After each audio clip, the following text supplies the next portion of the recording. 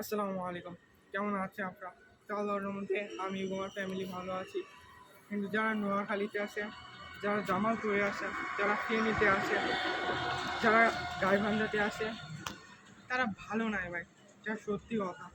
আমি কালকে একটা ফেসবুক পোস্টে দেখলাম যে সারা জীবনে এত কষ্ট করছে, এত কষ্ট করে যারা মানে সে পিসি কিনছে, তারপরে সে সারা জীবন যত কিছু করছে, ঠিক আছে, সব শেষ হয়ে গেছে। তার বাসায় খেয়েছে এই পর্যন্ত পানি, যা সত্যি কথা।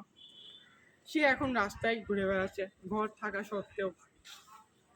আপনি সেই জায়গায় রেখে দেখেন আপনাকে, যে আপনার কেমন লাগবে, তাহলে আপনি বুঝতে পারবেন।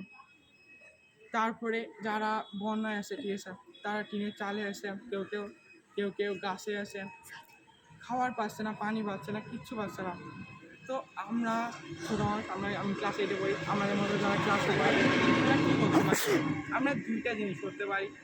প্রথমটা হলো নামাজ পড়া। নামাজের মাধ্যমে আল্লাহর কাছে আমরা দোয়া করতে পারি, মোনাজাতের মাধ্যমে, যেন আল্লাহ তাদের সহায়তা করে, ঠিক আছে। এবং দ্বিতীয় নাম্বার হলো আমরা তাদের টাকা পাঠাতে পারি। বিভিন্ন আজকে আমি মসজিদে গেলাম, তো মসজিদে টাকা তুলে দিয়েছে তাদের সাহায্য করার জন্য। তারা পাঠাই দেবে ওইখানে, বা আমাকে দিয়ে ওইখানে সাহায্য করাবে। তো আমরা এমন কোনো কাজ করতে পারি যার মাধ্যমে তাদের সাহায্য হয় টাকা দিয়ে, ঠিক আছে। তো আমরা এই দুইটা উপায়ে তাদের সাহায্য করতে পারি। তো এই দুইটা উপায়ে আপনারাও করেন, আমরাও করব। তো এটাই।